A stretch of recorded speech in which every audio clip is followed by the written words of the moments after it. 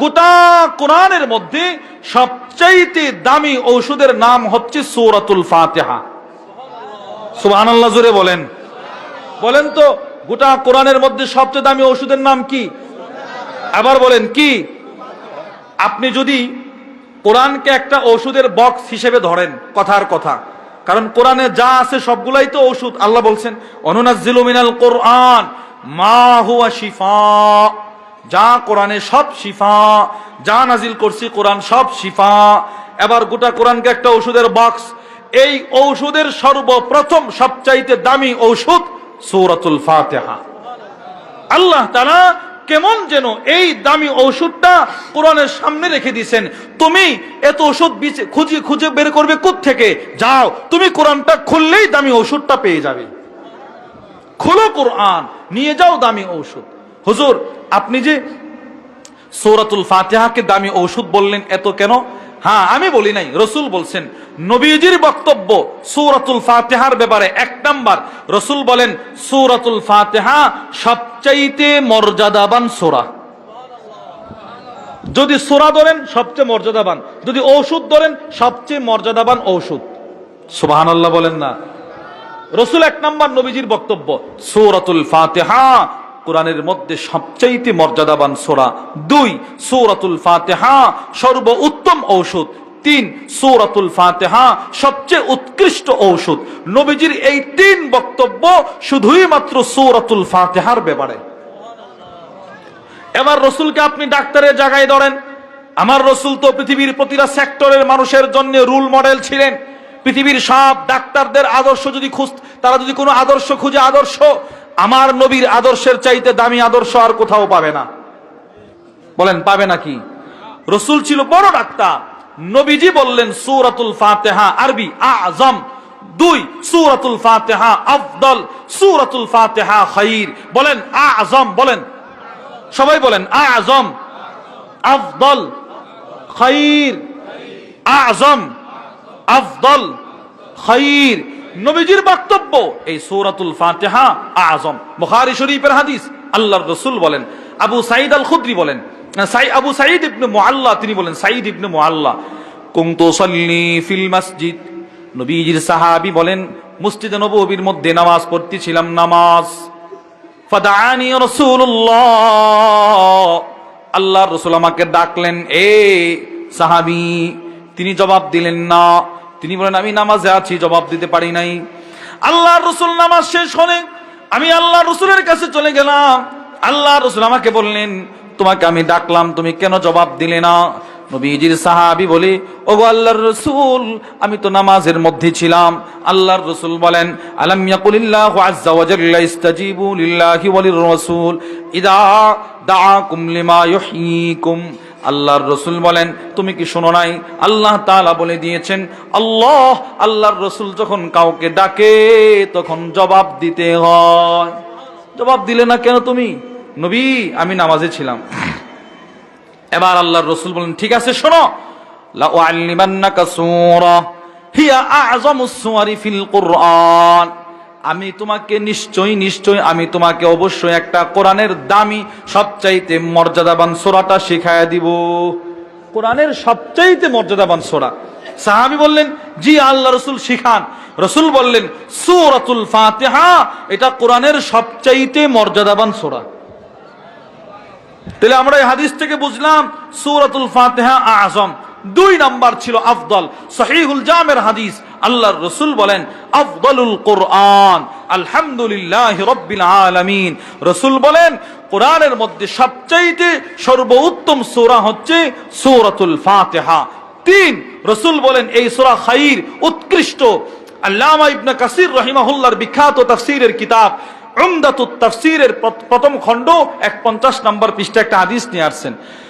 One জাবির ইবনে আব্দুল্লাহ রাদিয়াল্লাহু তাআলা আনহুমা قال انتهيت الى رسول الله صلى الله عليه وسلم। নবীজির সাহাবী হযরত জাবির ইবনে আব্দুল্লাহ বলেন, আল্লাহর নবীর কাছে আমি দৌড়ায় গেলাম। ফাকুলতু আসসালামু আলাইকা ইয়া রাসূলুল্লাহ, আল্লাহর রাসূলকে সালাম দিলাম, নবীজি আমার সালামের জবাব দিলেন না, আমি আবার সালাম দিলাম, নবীজি এতেও জবাব দিলেন না, আমি আবার সালাম দিলাম, রাসূল আমাকে 3টা সালামের জবাব দিলেন না। এবার হযরত জাবির বলেন, ফান্তালাকা ইয়ামশি ওয়া আনা খালফাহু, আল্লাহর রাসূল হেঁটে হেঁটে চলে যায়, আমি নবীজির পিছনে পিছনে হাঁটতেছি। হাত্তা দাখালা রাহলা, আল্লাহর রাসূল নিজের ঘরে গিয়ে প্রবেশ করলেন। ফাদাখালতু আনা আল মসজিদ, আমি মসজিদে নববীর মধ্যে গিয়ে বসলাম। ফাজালাস্তু কাইবান হাজিনা, চিন্তিত অবস্থায় আল্লাহর নবীজির পাশে, আল্লাহর নবীর মসজিদে নববীর মধ্যে আমি বসা। আল্লাহর রাসূল কতক্ষণ পরে তুম্মা খারাজা আলাইয়া রাসূলুল্লাহ সাল্লাল্লাহু আলাইহি ওয়াসাল্লাম, আল্লাহর রাসূল কতক্ষণ পরে আবার আমার কাছে আসলেন, আমাকে এসে বললেন, জাবের আমাকে সালাম দিয়েছিলে? জি সালাম দিয়েছিলাম।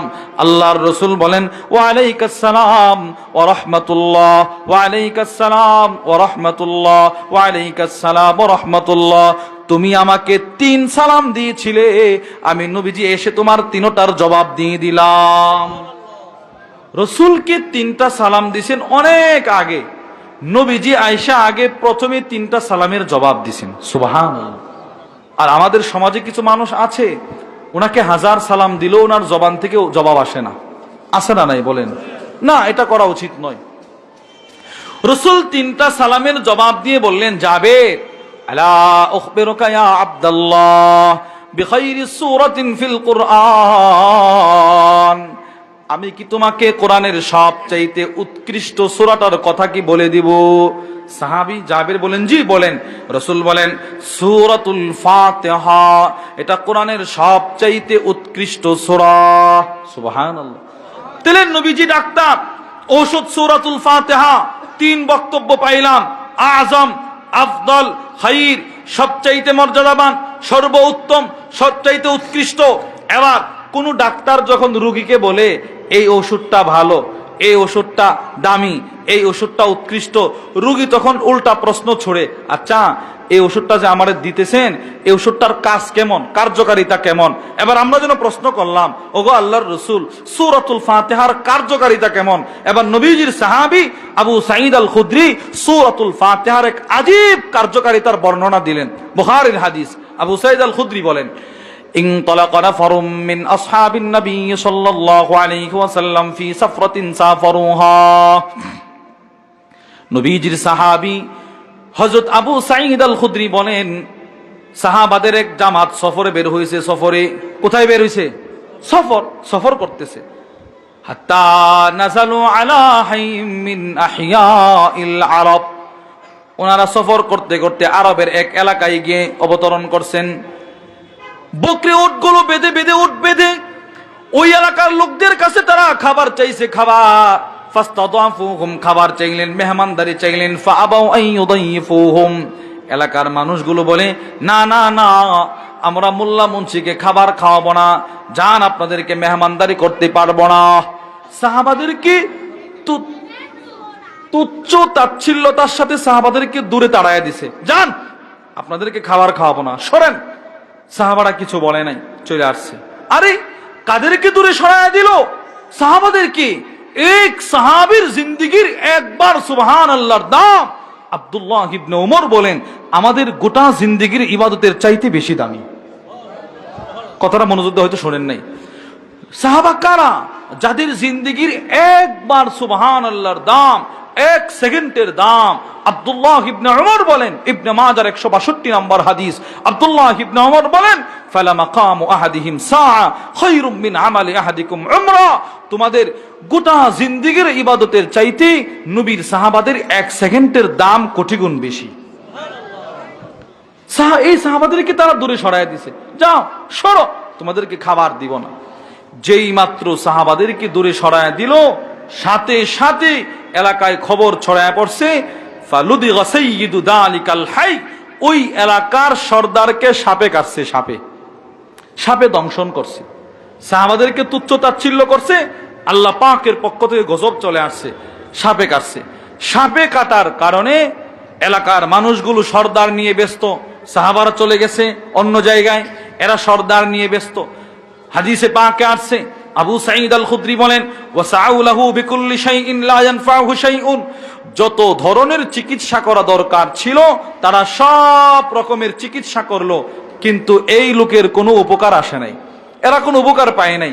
উনি যে সাপে কাইটা শ্বাস বন্ধ করে অচেতন হয়ে পড়েই আছে। কিছু মানুষ মনে করছে মারা গেছে, আর কিছু মানুষ বলে কি, ফাকালা বাদুহুম লাউ আতাইতুম হাউলাইর রাহব আল্লাযীনা নাযালু, যেই সমস্ত নবীর সাহাবারা তোমাদের এলাকায় আসছিল, আমাদের মনে হয় এদের কাছে কোনো চিকিৎসা আছে, যেই চিকিৎসার দ্বারা এই সাপে কাটা মৃত্যু সন্নিকটে চলে যাওয়া রোগীকে সুস্থ করা সম্ভব। যাও তার কাছে যাও, তাদের কাছে যাও। সব এলাকার মানুষ দৌড়া সাহাবাদের কাছে গেছে, গিয়ে বলে, ইয়া আইয়ুহার রাহব, ও সাহাবাদের দল, ইন্না সাইয়্যিদানা ক্বাদ নুদিগা, আমাদের সর্দারকে সাপে কাটছে, সাপে। ফাহাল ইনদা আহাদিম মিনকুম মিন শাই, আপনাদের কাছে কি কোনো চিকিৎসা আসেনি? চিকিৎসা? যেই লোকটা মারা গেছে বলে মানুষ ধারণা করতেছে, এই লোকের চিকিৎসার জন্য গেছে সাহাবাদের কাছে। এক সাহাবী দাঁড়ায় বলে, নাম, হ্যাঁ, আল্লাহর কসম, আমি ওই রোগীর চিকিৎসা করতে পারবো। কি সাধারণ রোগী মনে করছেন? সাধারণ রোগী? এদের এলাকার যত চিকিৎসা ছিল সব ব্যর্থ, কোনো উপকারে আসে নাই। এখন আসছে সাহাবাদের কাছে। এই এক সাহাবী দাঁড়ায় বলে, আমি চিকিৎসা করতে পারবো। ঠিক আছে, তাড়াতাড়ি চলেন, চিকিৎসা করতে হবে, তাড়াতাড়ি আসেন। সাহাবী আবার বলে, না, ওয়ামা আনা বিরাকিল লাকুম হাত্তা তাজআলু লানা জুলা, ততক্ষণ পর্যন্ত আমি তোমাদের রোগীর চিকিৎসা করব না, যতক্ষণ পর্যন্ত না তোমাদের সাথে আমার একটা চুক্তি না হবে। চুক্তি? কি চুক্তি? তোমাদের কাছে খাবার চাইছিলাম, খাবার, ফালাম তুদাইফুনা, তোমরা আমাদের মেহমানদারি করো না। এবার যতক্ষণ পর্যন্ত না তোমাদের সাথে আমাদের একটা আর্থিক চুক্তি না হবে, ততক্ষণ পর্যন্ত আমি তোমাদের চিকিৎসা করব না। পরশিনি পেয়েছে। এবার সাহাবী কথা শুনে এরা বলে, ঠিক আছে, আমরা চুক্তি করলাম। ফাসালহুম আলা কাতিইম মিনাল গানাম, এক পাল বকরির বিনিময়ে চুক্তি হয়ে গেছে। এরপরে এরা বলে, তাড়াতাড়ি আসেন, এবার এসে চিকিৎসা করেন। এবার সাহাবী হাঁটি হাঁটি পা পা করে গেছেন। ফানতালাকা ইয়ামশি, সাহাবী হেঁটে হেঁটে ওই রোগীর কাছে গেছেন। রোগী তো অচেতন হয়ে পড়া, মানুষ মনে করছে মারা গেছে। এবার সাহাবী গিয়ে ওই রোগীর সামনে ইয়াতফিলু আলাইহি ওয়া ইয়াকরা সূরাতুল ফাতিহা, সূরা ফাতিহা পড়ে এই রোগীর উপরে একটু দম করছে, ফু দিছে। ফু দেওয়ার সাথে সাথে ফানতালাকা ইয়ামশি ওয়া মা বিহি কালাবা, এই রোগী মাটি থেকে সোজা উঠে হাঁটা শুরু করছে। কি পাওয়ারফুল ঔষধ সূরাতুল ফাতিহা! সুবহানাল্লাহ বলবেন না? কি দামি ঔষধ সূরাতুল ফাতিহা! সাহাবী ফু দিছে, সুস্থ হয়ে গেছে।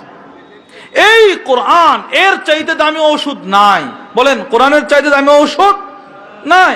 এজন্যে আল্লাহু আকবার, ইমাম নববী রাহিমাহুল্লাহ তার বিখ্যাত কিতাব আত-তিবিয়ান ফি আদাবি হামালাতিল কোরআনের মধ্যে লেখেন, তালহা ইবনে মুসাররিফ বলেন, পৃথিবীর সব ঔষধ সেবন করা লাগে, আর কোরআনই একমাত্র ঔষধ, এটা সেবন করার কোনো প্রয়োজন নাই। রোগীর সামনে তেলাওয়াত করলে রোগী নিজেকে সুস্থ মনে করে। উনি একটা জলজন্ত দৃষ্টান্ত দিয়েছেন। তিনি বলেন, দাখালতু আলা খাইসামা, আমার এক বন্ধু ছিল। তালহা ইবনে মুসাররিফ বলেন, আমার এক বন্ধু ছিল, সে অসুস্থ। খাইসামা, এলাকার লোকেরা বলে, তোমার বন্ধু অসুস্থ, সাকরাতে পড়ে গেছে, তাকে ইয়াদাতুল মারিদ করে আসো, তাকে একটু দেখে আসো। আমি তাকে দেখার জন্য গেলাম। বাহ, গিয়ে দেখি, ফাকুলতু ইন্নী আরাকাল ইয়াউমা সালিহান আও দাহিকা, গিয়ে দেখি আমার দোস্ত পরিপূর্ণ সুস্থ, মুস্কি মুস্কি হাসতেছে। আমি তাকে জিজ্ঞেস করলাম, পুরো এলাকায় ছড়ায়া পড়ছে তুমি সাকরাতে চলে গেছো, তোমার শেষ সময় চলতেছে, আমি তো এসে দেখি তুমি সুস্থ, কি ব্যাপার, কি ঔষধ ব্যবহার করছো? তিনি বলে, করিআ ইনদি আল কোরআন, আমি কোনো ঔষধ ব্যবহার করি নাই, আমার পরিবারের লোকেরা আমার মাথার সামনে কোরআনে কারীমের তিলাওয়াত করেছে, আমি সুস্থ হয়ে গেছি। আল্লামা ইবনুল কাইয়িম আল জাওজিয়্যা রাহিমাহুল্লাহ তার বিখ্যাত কিতাব আদ-দাওয়ার মধ্যে লেখেন, মাকাস্তু বিমাক্কা, আমি মক্কায় ছিলাম দীর্ঘদিন। আল্লামা ইবনুল কাইয়িম আল জাওজিয়্যা লেখেন, আমি মক্কায় থাকাকালীন তাতারিনি আদাওয়া, চতুর্মুখী রোগ ব্যাধি আমাকে আক্রমণ করছে, অনেক রোগে আমি জর্জরিত হয়ে গেছি। ওয়ালা আজিদু তাবিবা, কোনো ডাক্তার পাই না, ভালো কোনো ডাক্তার পাই না যে চিকিৎসা করাবো, দাওয়া ঔষধও পায় না যে নিজে নিজে খায়া চিকিৎসা করব। উনি বলে ডাক্তারও যেহেতু পায় না, ঔষধও যেহেতু পায় না, আমি ফাকুনতু উআলিজু নাফসি বিল ফাতিহা, আমি নিজেকে নিজে সূরা ফাতিহার মাধ্যমে চিকিৎসা শুরু করে দিছি। তিনি বলেন আল্লাহর কসম, আমি যেই মাত্র সূরা ফাতিহা পড়ে ফু দিলাম, ফাআরা লাহা তাসীরান আজীবা, সাথে সাথে আমি সুস্থ হয়ে গেছি, আশ্চর্য ধরনের ফল পাইছি। এজন্য বলেন আমরা অসুস্থ হলে প্রথমে চিকিৎসা করব কি দিয়ে? জোরে বলেন না, সবাই বলেন কি দিয়ে? কোরআন দিয়ে। তাহলে বোঝা গেল কোরআন এক ঔষধ। আচ্ছা এবার আপনারা বলেন তো, আমাদের মুখে নাপা নাপা নাপা এই ট্যাবলেটের নাম কি পরিমাণ জপা হয়েছে? বলেন না। আরে সার্জেল সার্জেল, এবারে কি বলে প্যারাসিটামল, এগুলো কি পরিমাণ জপছি। আচ্ছা এই ট্যাবলেটগুলোর নাম সারা জীবন নিলে কোনো সওয়াব আসেনি, কিন্তু কোরআন এমন এক ঔষধ, মুখে শুধু এই ঔষধের নামটা নিবেন 40 নেকি পায়ে গেছেন। আল্লাহু ইন্না আনজালনাহু কুরআন, কোরআন এটা কোরআনের শব্দ। এই অনুপাতে 4টা অক্ষর, 4টা অক্ষরের কারণে 40 নেকি আপনি পায়ে গেছেন। 2, চিকিৎসা চলবে হাদিস দিয়ে। কি দিয়ে? বলেন কি দিয়ে? হাদিস দিয়ে। হাদিস দিয়ে চিকিৎসা করার 2 অর্থ। 1 নাম্বার অর্থ, কোরআন যেমন শ্রবণ করলে মানুষ সুস্থ হয়, পৃথিবীর ইতিহাসে এমন বুজুর্গ ছিলেন, যখন কখনো অসুস্থ হইতেন তো এলাকার মুহাদ্দিসিনদেরকে দাওয়াত করে বলতেন, তোমরা আমার মাথার সামনে নবীর হাদিস তেলাওয়াত করো, হতে পারে আমি সুস্থ হয়ে যাইতে পারি। আল্লামা আবু বকর খতিব বাগদাদি রাহিমাহুল্লাহ তার বিখ্যাত কিতাব শরফ আসহাবিল হাদিসের 158 নম্বর পৃষ্ঠায় নিয়ে আসছেন। বাগদাদের বিখ্যাত বুজুর্গ, বিখ্যাত ফকি মুহাদ্দিস ছিলেন আহমদ ইবনে মনসুর আল বাগদাদি আর রামাদি রাহিমাহুল্লাহ। ইনি অসুস্থ হয়ে গেছেন। অসুস্থ হওয়ার পরে উনি ওনার পরিবারের লোকদেরকে বলেন, তোমরা হাতু আসহাব আল হাদিস, বাগদাদের মুহাদ্দিসিনদেরকে দাওয়াত করে আমার ঘরে নিয়ে আসো। এবার এদেরকে নিয়ে আসছে। এরা আসার পরে ইনি বলতেছেন, ইকরাউ আলাইয়াল হাদিস, তোমরা আমার কাছে নবীর হাদিস তেলাওয়াত করে শোনাও। এবার সবাই মিলে নবীর হাদিস তেলাওয়াত করলো। তিনি বলেন, এই নবীজির হাদিসের তেলাওয়াতের বরকতে সুস্থ হয়ে গেছি। 1 নাম্বার কোরআন, আমাদের ওষুধ 1 নাম্বার কি? সবাই বলেন কি? 2 নাম্বার কি? হাদিস। 2 নাম্বার হাদিস দ্বারা চিকিৎসার 2 অর্থ, হাদিস শ্রবণ করা। 2, হাদিসে নবীজি যেইভাবে চিকিৎসা করতে বলছে সেইভাবে চিকিৎসা করা। এজন্য আল্লামা ইবনুল কাইয়িম আল জাওজিয়্যা রাহিমাহুল্লাহ নবীজির চিকিৎসা নিয়ে একটা কিতাব লিখছেন, আত-তিব্বুন নাবাবী। ওই কিতাবের মধ্যে সবিস্তারে তিনি কিভাবে চিকিৎসা করবেন এটা নিয়ে আসছেন। যেহেতু আল্লাহ কোরআন দিয়েছেন, কোরআন সবচাইতে দামি ঔষধ, কোরআনের দ্বারাই মানুষের চিকিৎসা করা উচিত ছিল। পৃথিবীর সবগুলো ঔষধের কোম্পানি আছে না নাই? বলেন না, কোম্পানি আছে না নাই? স্কয়ার, অ্যামোক্সিসিলিন, এইরকম কোম্পানি আছে। কোরআন যে ঔষধ, কোরআনের ঔষধের কোম্পানির নাম কি? মেরিন লাউহে মাহফুজ। সুবহানাল্লাহ বলেন, মেরিন লাউহে মাহফুজ। পৃথিবীর সব ঔষধের ডেলিভারি ম্যান আছে। কোরআন যে ঔষধ, এটার ডেলিভারি ম্যান কে? জিবরিল আলাইহিস সালাম। এবার কোরআনের ঔষধগুলো বুঝিয়ে দিয়েছেন আমাদেরকে স্বয়ং রাসূল করিম সাল্লাল্লাহু আলাইহি ওয়াসাল্লাম। 1 নাম্বার ঔষধ কোরআন মুসলমানের। 2 নাম্বার ঔষধ হাদিস। হাদিসে রাসূল যেভাবে বলছেন সেভাবে।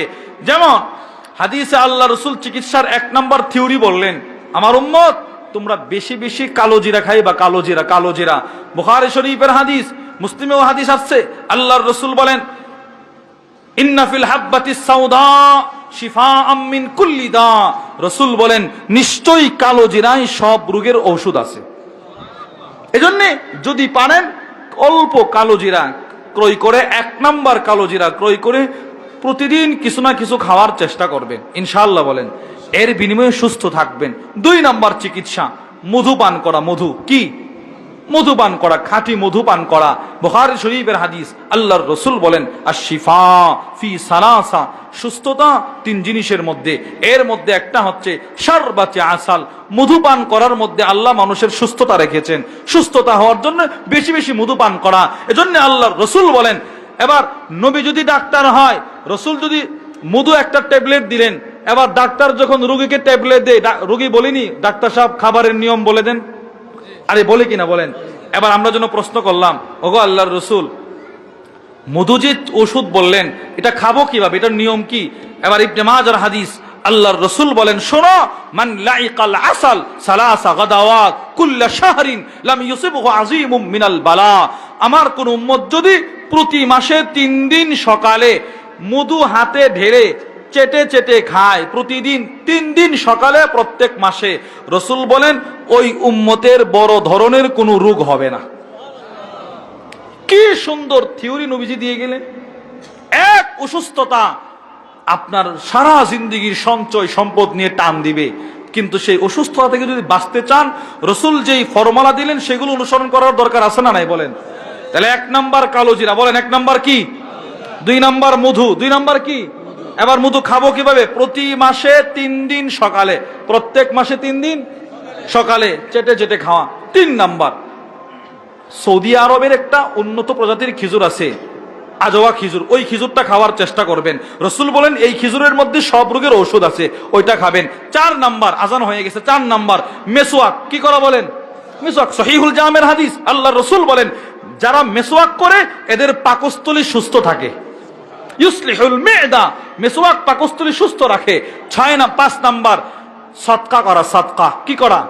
সময়ে সময়ে কিছু না কিছু দান সদকা করবেন, এর দ্বারা আল্লাহ আপনাকে এক মহান সুস্থতার নিয়ামত দান করবেন। সর্বশেষ কথা, সদকার কি ফাওয়াইদ, আল্লামা ইবনুল কাইয়িম আল জাওজিয়া তার কিতাব আল ওয়াবিলুস সাইয়্যিব ওয়া রাফিউল কালিমিত তাইয়্যিব, আবার আরেক কিতাব জাদুল মাআদ ফি হাদি খায়রুল ইবাদের মধ্যে নিয়ে আসছেন। তিনি বলেন আল্লাহর কসম, সদকার দ্বারা মানুষ আজীব আজীব রোগ থেকে বেঁচে যায়। এর একটা দৃষ্টান্ত শুনেন শেষ। আল্লামা শামসুদ্দিন যাহাবী তার কিতাব সিয়ারু আ'লামিন নুবালার মধ্যে নিয়ে আসছেন, আব্দুল্লাহ ইবনুল মুবারকের কাছে এক ব্যক্তি আসছে, ও অসুস্থ। ওই ব্যক্তির পায়ে এখান থেকে 7 বছর যাবত রক্তক্ষরণ হচ্ছে। লোকটা রক্তক্ষরণ হতে হতে জীর্ণ শীর্ণ হয়ে গেছে।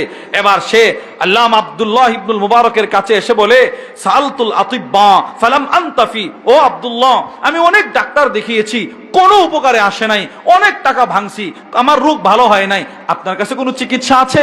আব্দুল্লাহ ইবনুল মুবারক বলে, ইযহাব ওয়াহফির বি'রান ফি মাকানিন ইহতাজুন নাসু ফিহি ইলাল মা, যাও তুমি গিয়ে একটা কুয়া খনন করবে এমন এক জায়গায় যেখানে মানুষের পানির খুব প্রয়োজন হয়, তুমি ওখানে কুয়া খনন করে দাও সৎকার নিয়তে। ফা ইন্নী আরজু আন তানবুআ হুনাকা আইনুন ওয়া ইউমসিকু আনকা দাম, আমি আব্দুল্লাহ ইবনুল মুবারক আশা করি ওখানে তোমার কুয়া থেকে পানি বের হবে, এখান থেকে তোমার রক্ত চলাচল বন্ধ হয়ে যাবে।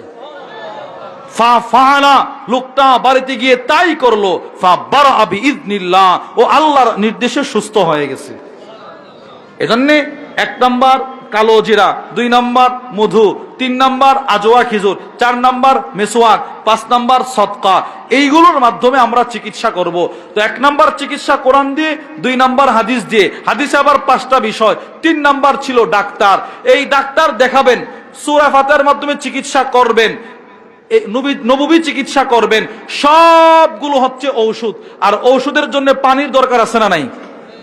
দোয়া হচ্ছে পানি। দোয়া কি? যেই চিকিৎসা আপনি করেন না কেন, দোয়া করার দরকার আছে না নাই?